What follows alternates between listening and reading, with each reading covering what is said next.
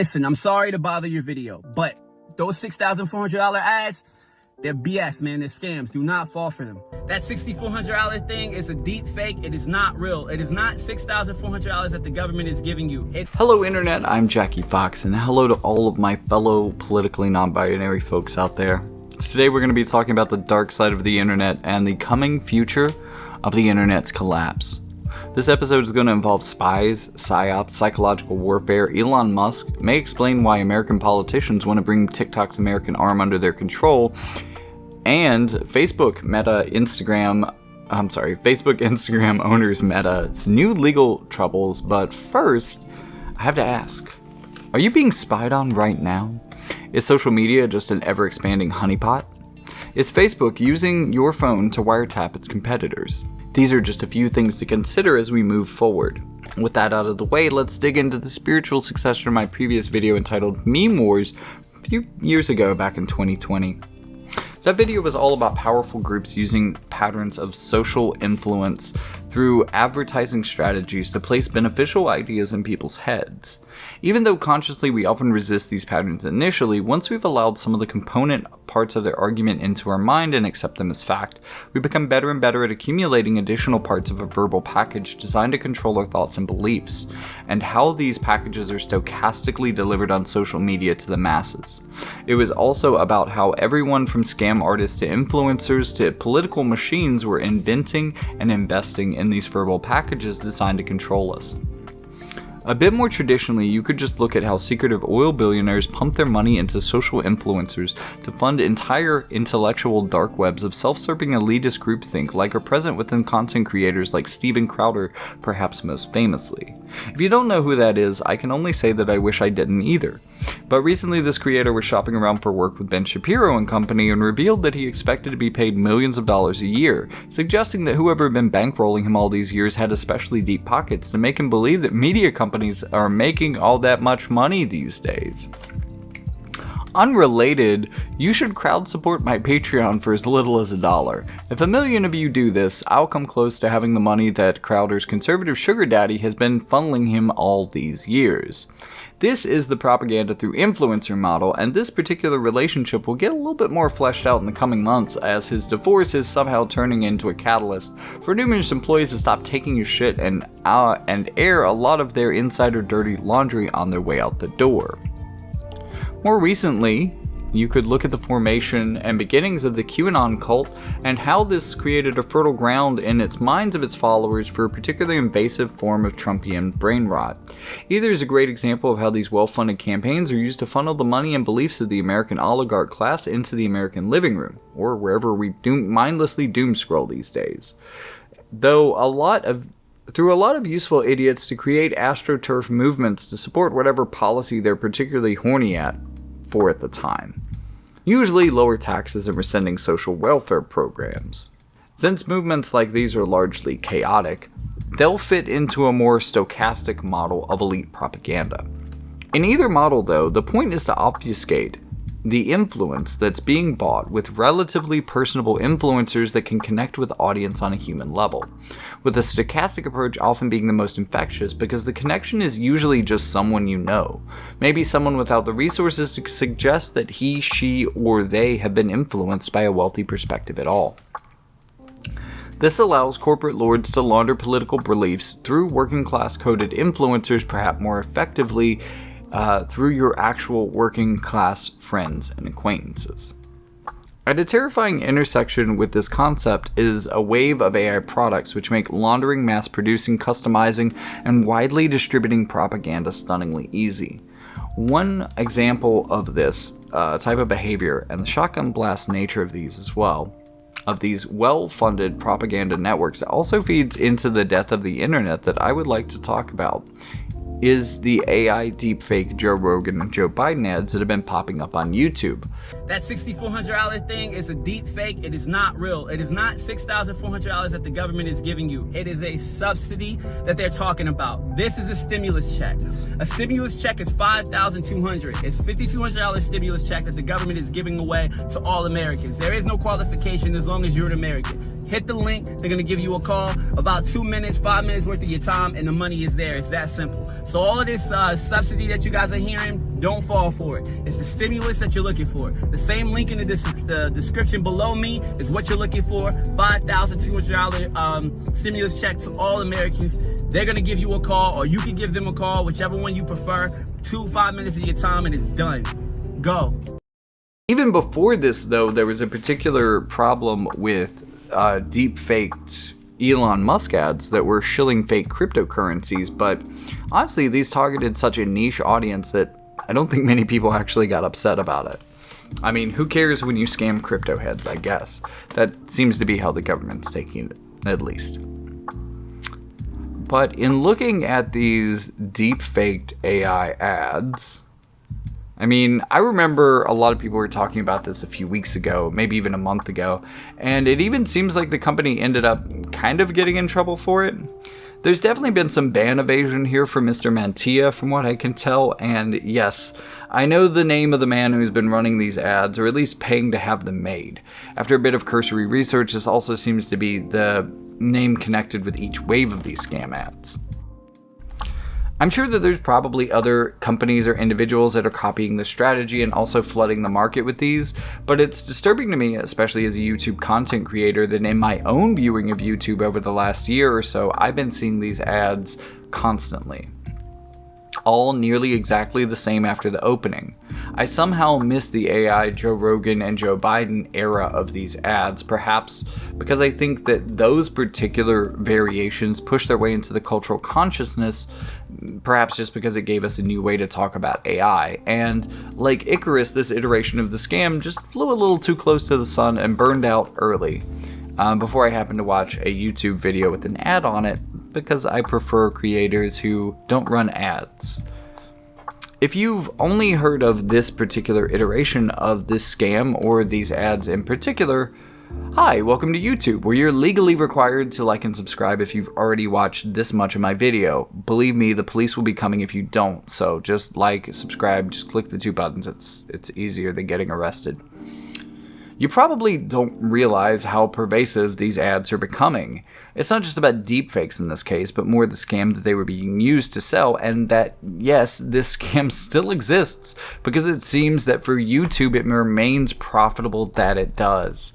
The stunning prevalence of campaigns like this are a scary glimpse into the way that these videos could be automated through AI, and that these scams could be even further automated through AI. These videos were just a package for the content that I had been seeing before, after, and during that particular moment in memetic history.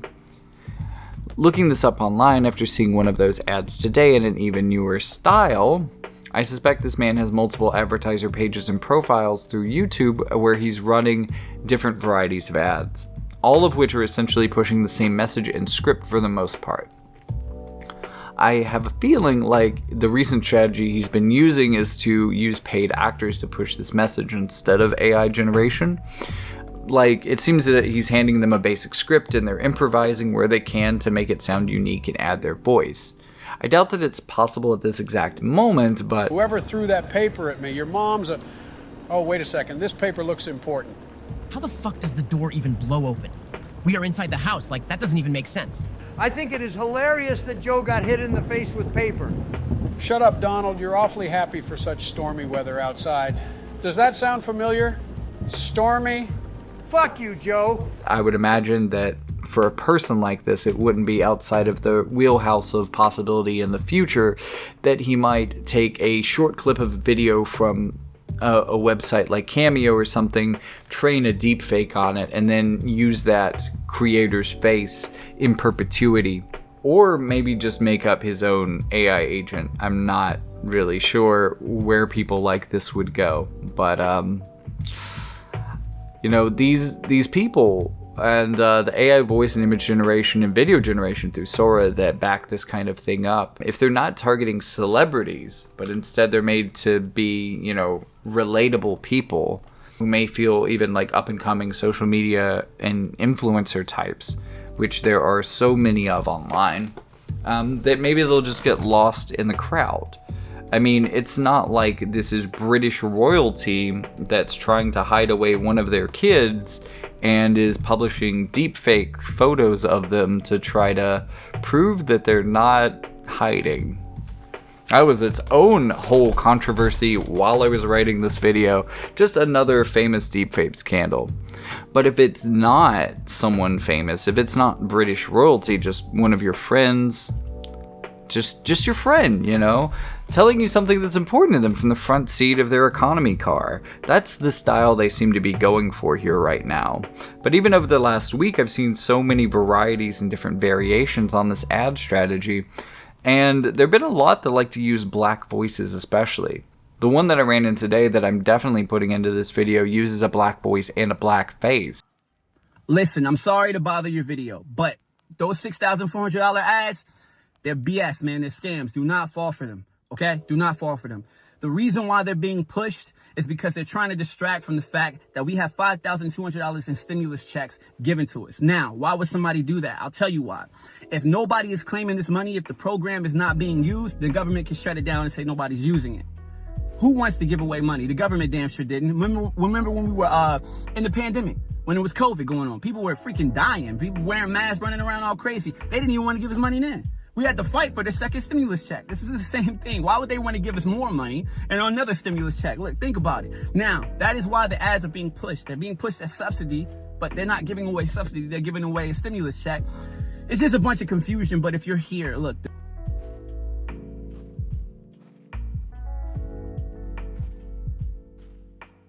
But in the videos that I'm imagining or remembering, and hopefully I'll run into one of these also while I'm making this video, but there's also another part of me that hopes I never see one of these ads again.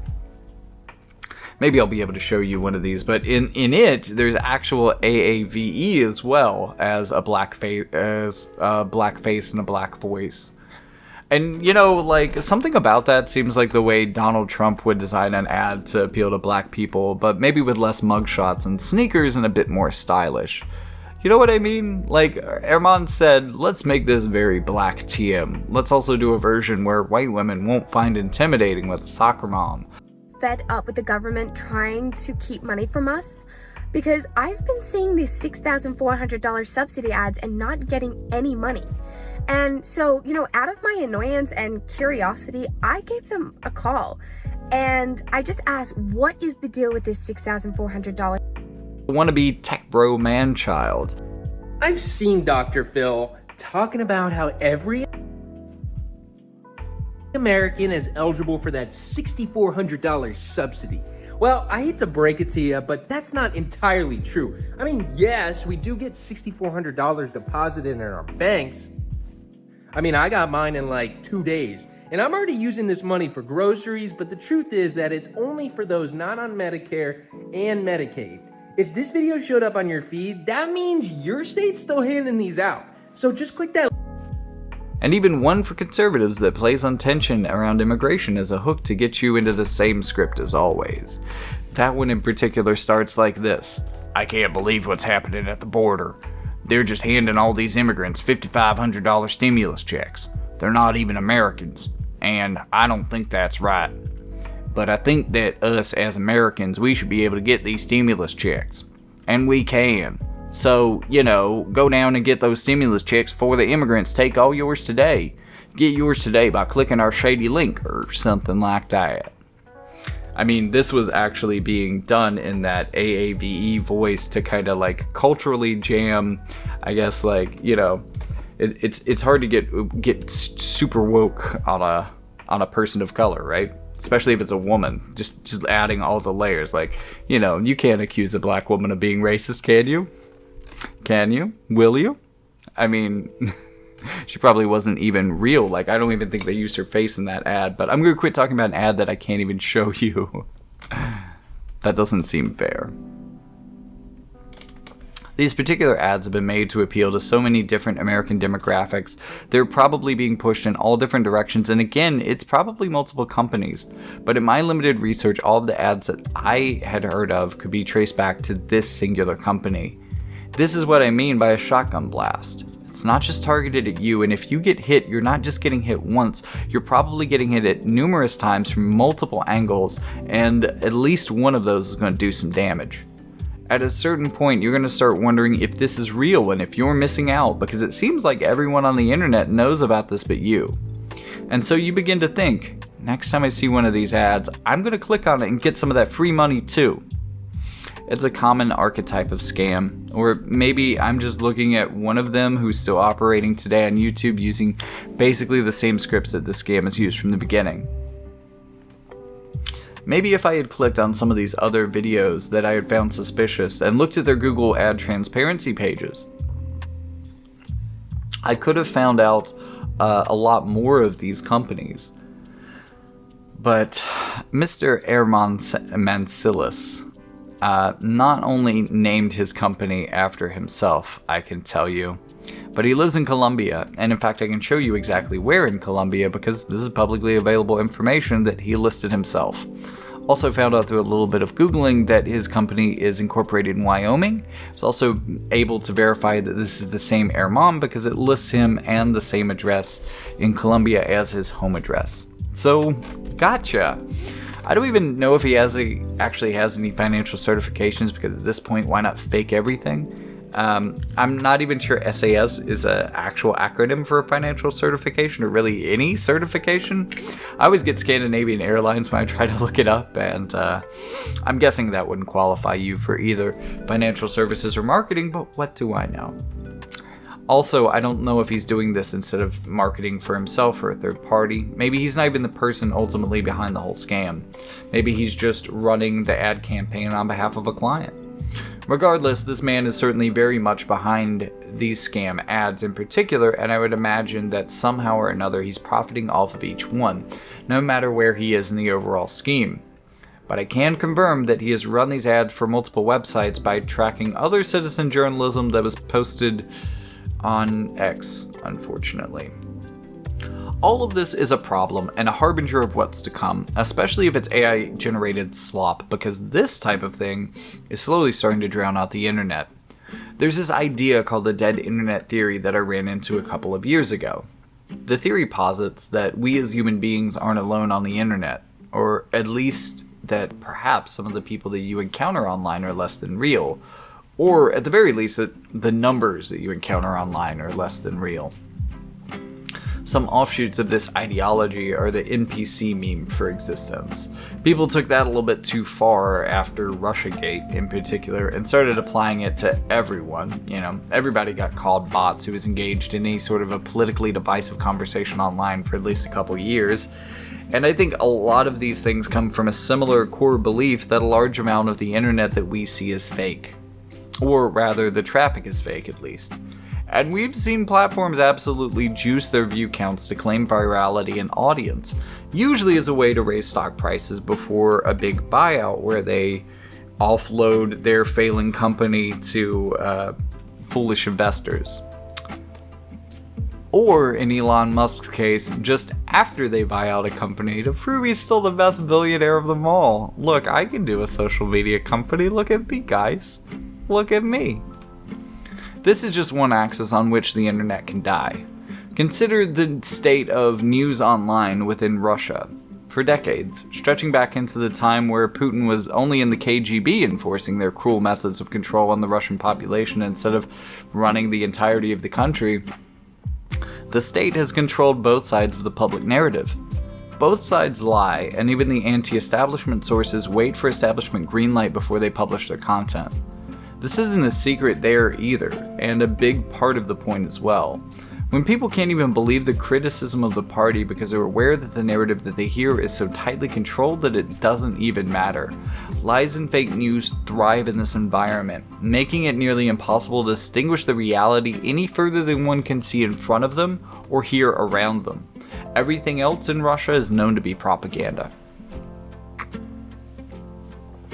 The internet is a place that we go to find answers among other things. So what happens when disinfo or junk info becomes too prevalent for it to become an effective way to search for the truth? At what point do we stop looking? Just pack it up and go home, or withdraw into ourselves and our close friends? We're hopefully real people. If the expectation of finding an answer dies in the hearts of those who search for it, then the internet just becomes a place to meet up and trade memes. And this too is a death of sorts. A lot of the original dead internet theory doesn't really require or acknowledge AI, but instead posits that the actual internet is still very small and contains very few actual humans that we can easily communicate with. AI-generated content written by ChatGPT, produced by underpaid teenagers offshore and voiced by the same 3 AI-generated voices, has been flooding YouTube, TikTok, Facebook, and the decaying body of Twitter. Competing with AI slop, we still have a never-ending supply of human-made slop. Minecraft streamers and MrBeast copycats are still screaming into your ears, competing for your attention on every corner of the internet like some car salesman on amphetamines. Through lies, marketing, ad copy, most of the internet is inflated to seem more important than it is.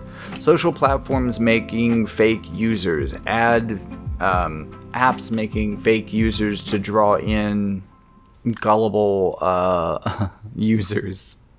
Search engines overcounting search results. There were so many, but there were also other facets of this that seemed to cut the other way, like the concept of link rot, or the idea that algorithms were intended to systematically hide certain types of information, or effectively silo humans off from each other, creating a more dead internet as a result. There was a lot of not too subtle rage at the budding field of search engine optimization. There is a modern resurgence of this dead internet theory, though, which is reimagined from an algorithmic nightmare into total AI collapse. The problem becomes so much more troubling when you also have generative AI unleashing the ability to actually create convincing deepfakes. It might be a little harder to do it with a celebrity, but someone that you intimately know what they look like through seeing them in a wide variety of contexts and roles. But what do you think it would be particularly easy to fake? A stranger, perhaps? To fake a person who just isn't famous? Maybe you get a sample video of them from Cameo and then continue to use their likeness for scam stuff like I mentioned earlier? Making them say ultimately whatever you want through a combination of AI tools? And these tools are only getting more complex. We're seeing autonomous AI agents, which aren't a new thing, but they are a new thing to come to market. They've been in sort of a realm of prototype and things that only insiders knew about. But now those insiders have a marketable product and they're actually being sold to company as things like Devon.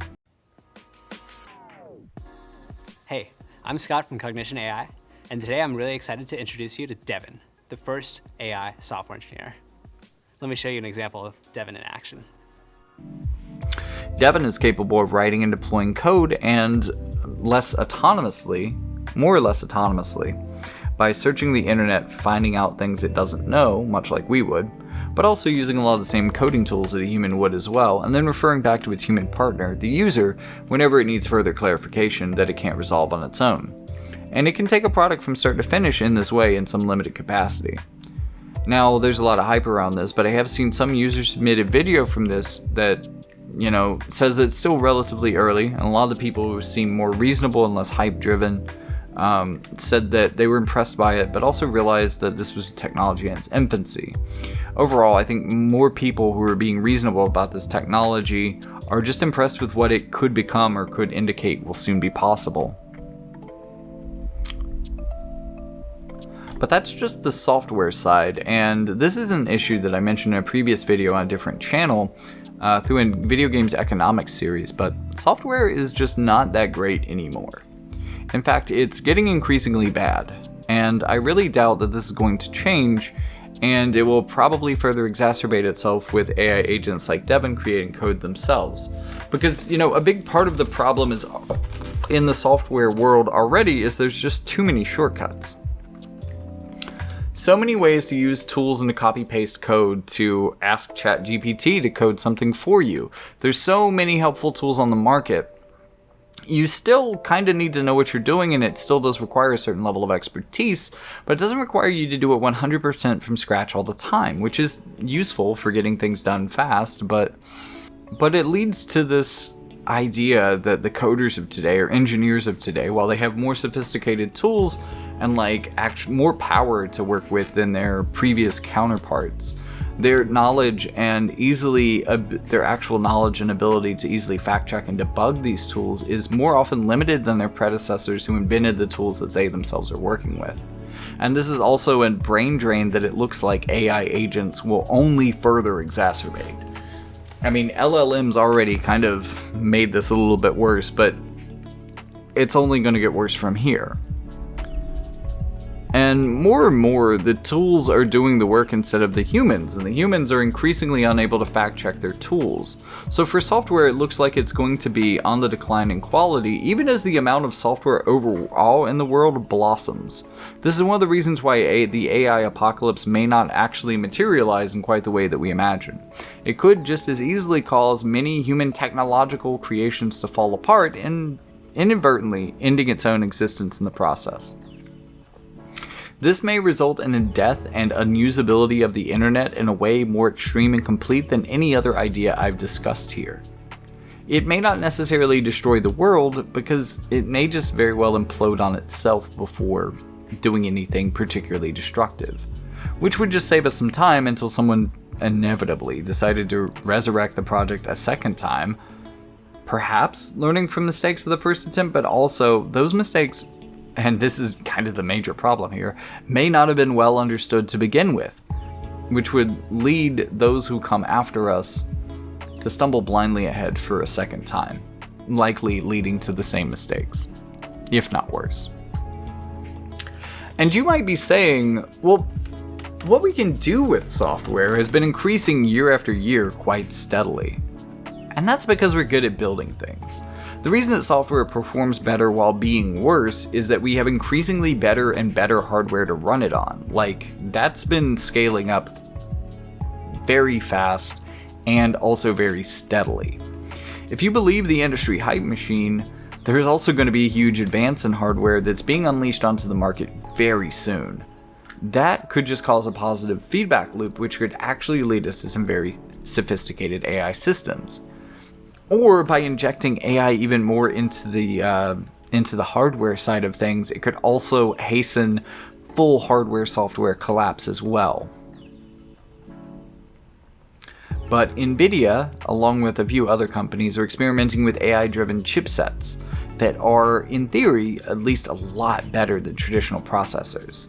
We haven't really seen these guys hit the market, so we don't necessarily know what they're good, what they're capable of, but there's a lot of hype behind them. And if they do accelerate this space as their first-of-a-kind product, even if they're only a little bit better, if we figure out how to make them iteratively better and better over the next couple of years, then this could have a very outsized effect on what even simple AI of today are capable of. The hardware is probably driving this process a lot faster than the actual software is my point overall here.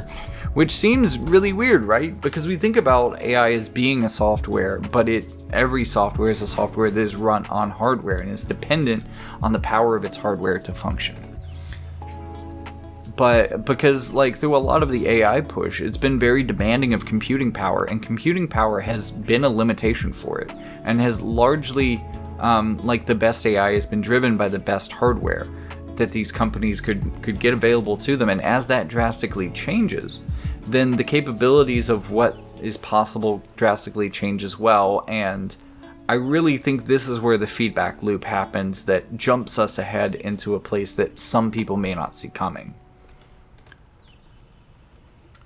There could be an intersection here to where new capabilities through the feedback loop of AI-driven hardware and software really accelerate. And I don't know necessarily, I don't think that there's a good answer for the question of what kind of future that would create, because I think that just by its nature, that is the point at which we maybe lose control of that question. But we don't really have to look forward into the future to see what problems are likely to come. Once again, recent studies have shown us that a tremendous amount of the posting on the platform of Facebook that its Generation X and older users interact with is fake. And for the most part, it seems like they may not even realize that's fake either. The article hypothesizes that it was their children or their grandchildren even leaving the platform for trendier apps like Snapchat, Instagram, or TikTok that left these elders feeling alone. And that loneliness, and not just from people, but as much as our elder generations don't like to admit it, they don't really generate memes the way that we do. We were born online and we think in posts in a way that other generations just don't have the riz to replicate. a lot of the character of social media platforms that they've appreciated for years disappeared when the characters that were creating the things that they enjoyed disappeared along with them. They just aren't the same type of content creators that we are. They weren't born this way. It seems as though this creates a boring world on Facebook, where fantastic AI creations may bridge the gap by injecting new and innovative posts without a human tether to ground them. The problem here is that even before AI, we already saw how places like Facebook, especially for the boomer and older, at that point, not Generation X, had a little bit more sense, but honestly, looking at the way some of them went for QAnon, I'm not really sure that that's true. We have a lot more evidence that the boomer and older crowd was falling for a lot of fake news on a regular basis on these platforms. This is more in the wheelhouse that I was speaking of for meme wars because that was a current event at that time. But now they're falling for fake reality. So what happens when the fake news and fake reality intermingle more? We have been convinced with the idea of political deepfakes for a while, and I talked about political deepfakes in the beginning of this video and the impact that they've had. But the way that we don't seem to care about this scam so much as the use of AI in it, at least, and the way that this company seems to have been, selectively punished for a small subset of their ads by Google demonstrates, this all shows us the level of fear that we have for a political deepfake. And because of that, it might actually take a while before we wait. No, it's already happened. Somebody created an AI Joe Rogan robocall. Specifically, a magician created and he didn't distribute it, but he created it for a political operative, who then distributed a fake AI Joe Biden robocall, trying to convince people to not vote for him in the primary. So it's already happened. We're already there. The genie already out of the bottle. What's the difference between something like that and a deepfake meme about border crossing posted to the collective brain rot of Facebook? It's not that Meta, Threads, Instagram, Facebook is particularly the most rotten to the core example of platforms right now. For that, we need to look at X, which is truly a mess at this exact moment. If you want to understand what X is doing behind the scenes, you should probably look at what their owner is saying and assume the opposite. Suing people, banning users on the grounds of exercising their free speech while claiming to be free speech warriors themselves. While claiming to care about your data, they are and have found to be through an intermediary, which they very likely then and definitely now understand. The intermediary's name, by the way, just in the whole line of evil villain names for things, is data miner. And data miner has been selling the fire hose of data that X, under Elon Musk's leadership specifically, has been selling to them directly to the Secret Service. Just let that sink in for a moment. Everything you post on X is being watched and filtered by the Secret Service right now. That almost feels like a honeypot itself, because Elon Musk is definitely a person who's encouraging a lot of FJB type rhetoric, if you know what I mean, to really grow on his social media platform. And I wonder how the Secret Service feels about some of these posts that are undoubtedly data mining to see who has the most violent fantasies about our dear president. Speaking of honeypots, though, recent news tells us that the government is trying to get the information of thousands of viewers of a niche YouTube video, including the IP addresses of users not even logged into the service. This is all because an intelligence agent sent a suspect the video and is hoping that they got around to watching it, so their honeypot and invasive surveillance request isn't in vain. Looking further into the future, it's pretty important to connect a lot of these dots together and then apply that to what could be the reality of future bot swarms. This brings us to one of the core facets of the modern dead internet theory, the idea that a majority, in fact perhaps even a resounding majority of the internet is just bots, or intelligence agency controlled agents, or at this point AI agents, or some combination of like all of these concepts. While Elon Musk said that Twitter, X rather, is going to be free of bots, and that he was buying Twitter because it had a bot problem, and it probably did have more bots than other social media platforms, but in my memory a lot of these bots were used for creative and generative tasks. It was interesting, it was artistic, it was a weird form of automated posting and experimentation and expression. It wasn't necessarily an influence game. At the current time, far more than a majority of X's measured use comes from autonomous agents. The bots have taken over their platform and they all want you to see their pussy in bio. Now, with the prevalence and concentration of bots on social media platforms like this, it's obvious what they're doing on X. Elon Musk has a lot of desperate male virgins and semi-virgins following him. Desperate to earn some attention from daddy that their actual daddy never thought they were that special. Without proper counsel, they just never got over that. And these type of guys, while they probably turned down the first 20 hot women that said pussy in bio, at some point they're going to start clicking through those links just to see if they can see some snatch. Just to be sure that one of them isn't the real thing. I mean, that's got to be the math, right? That eventually, if you spam enough of these guys, enough of these links, that eventually somebody's going to get romance scammed and pig butchered. The one thing we truly know about capitalism is the one thing that thrives is things that really make money. So someone undoubtedly is benefiting from these, especially since they tend to come from verified accounts who are paying money to post and get their responses heightened by the algorithm. And through the system, they're basically the new advertisers of Twitter. If you thought their verified program paying for that was going to be enough to make up for the black hole that they lost from advertising, well, you're wrong. Maybe, though, it was selling all of your data to the Secret Service that made things a little bit more right for them. At least, as right as they are. I mean, X isn't doing great. But imagine what these concentrations of bots might be capable of. I want to look at 2 data points. The first being a study that's been performed a number of times, where you'll have a couple of plants in a room. Like, basically everyone but the subject is an undercover operative, and the real goal of the project is to see if you can gaslight someone. So in the experiment, the group is put through tests, and everyone in the group that is not the subject gives answers that obviously seem to be wrong, but that all agree with one another.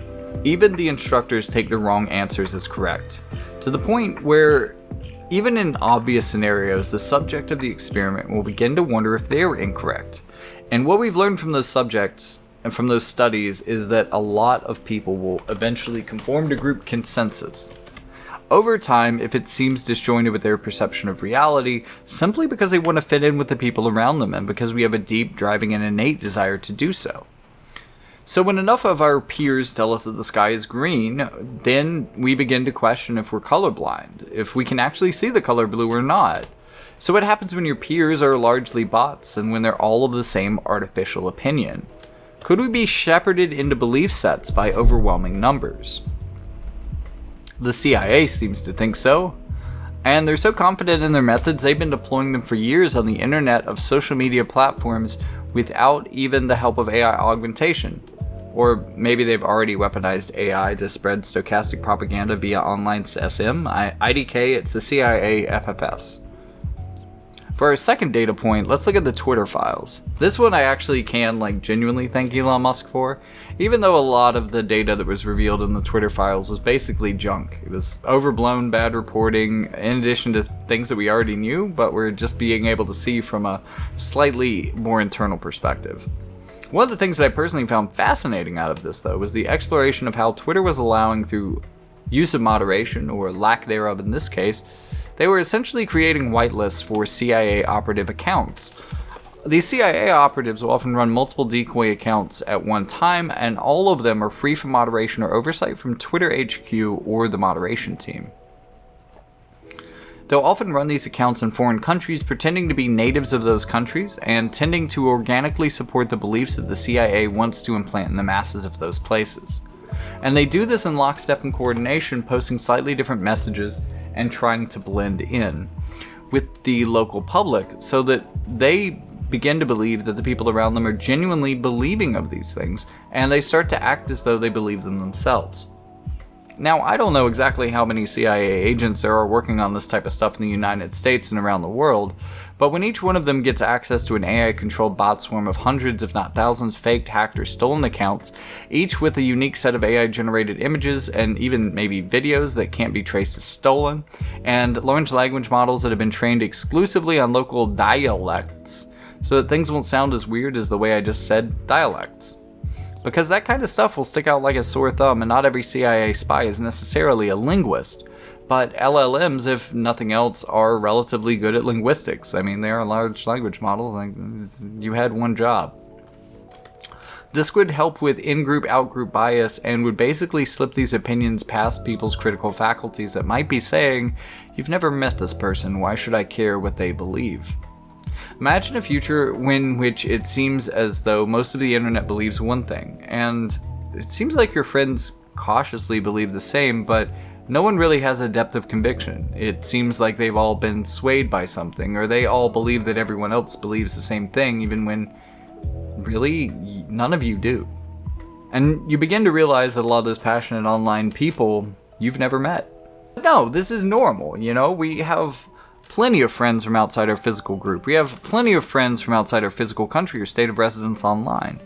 It's not weird that we don't see them. But have we ever met them? Are we even sure they're real? This isn't necessarily a question that I think most of us have to ask or answer for ourselves now. For one, at least the platforms like Twitter and X, the CIA is also passing along blacklists to keep operatives from other governments from operating in quite the same way that we do, creating a sort of American intelligence ecosystem within American social media platform. At least it was, but now I guess they're just funneling all of their data directly to the Secret Service. So what's changed really? Meanwhile, the one company who may know even more about what you did on Twitter than the Secret Service turns out to be Meta, who finds himself in court as they stand accused of using their purchase of VPN company Onavo to spy on competitors' encrypted data through phones like yours. Using a VPN as a way to directly track your app usage, everything you do on every app you visit, not just the metadata you might be expecting, but, you know, how long you used Snapchat while you were getting dressed this morning. Allegedly, Mark Zuckerberg may have even seen your nudes, for all I know. Allegedly. And that's even if you don't have a Meta app like Facebook, Instagram, Onavo, Quest, whatever on your phone. And we have the receipts to show that A, they bought Onavo as a VPN to spy on their competition, but also details recently revealed in their court filings indicate that they used third parties to sneak there, and I'm literally quoting their internal email when I say, man-in-the-middle approach onto your phone to gain unfettered access to everything you do while you're on a competitor's product. It really blows my mind how many of these clearly evil projects have Bond villain code names. In this case, the competition that Facebook was gearing up to spy on was the up-and-coming Snapchat, and they named this, and I'm not making this up, Project Ghostbuster.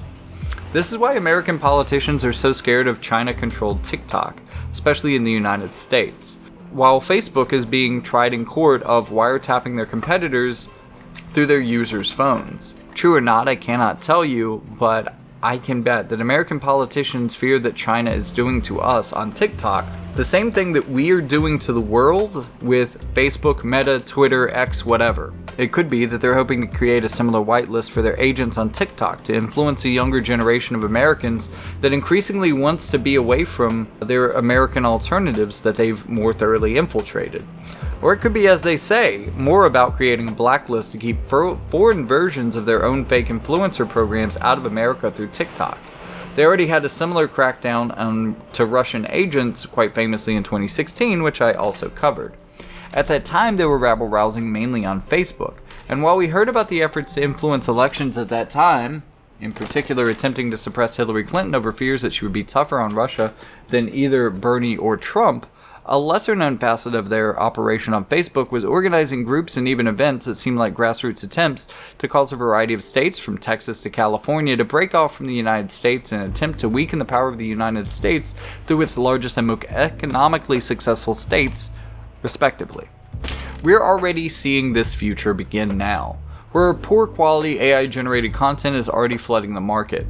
So what happens when it becomes less easy to distinguish that from the real? What happens when it becomes similar? What happens when what would a human do when they've learned to mimic us so well that we can't tell them apart? And with AI processing chips now, a computer that can only run one or two AI agents is now running swarms.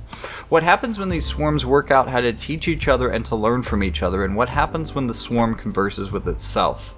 There's a lot of weird questions that we could be this close to opening Pandora's box on, and the future of intelligence and influence online looks scarier than ever because of it.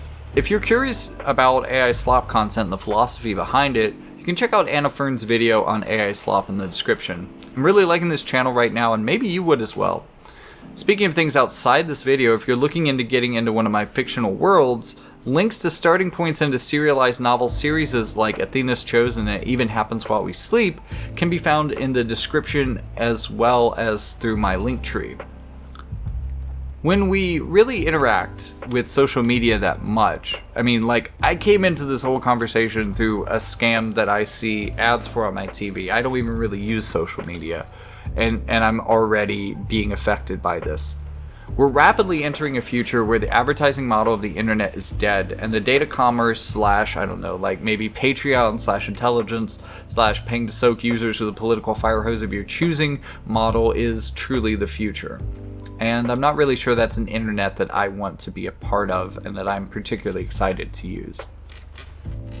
If you feel the same, let me know in the comments. Don't forget to like and subscribe, and check out the link in the description where you get linked to my books, where I'm going to be talking about this type of future in a fictional setting of my own design, playing around with some of these ideas like thought experiments, and hopefully you will enjoy joining me for the ride. There's also some other parts of the internet on which I reside, talking about things from video games to philosophy to the types of things that we only talk about after dark. So if you're interested in any of these things or just want to hear more of my voice or podcasts and such as that, check out the link in the description. And with all that being said, I'll see you in the next one.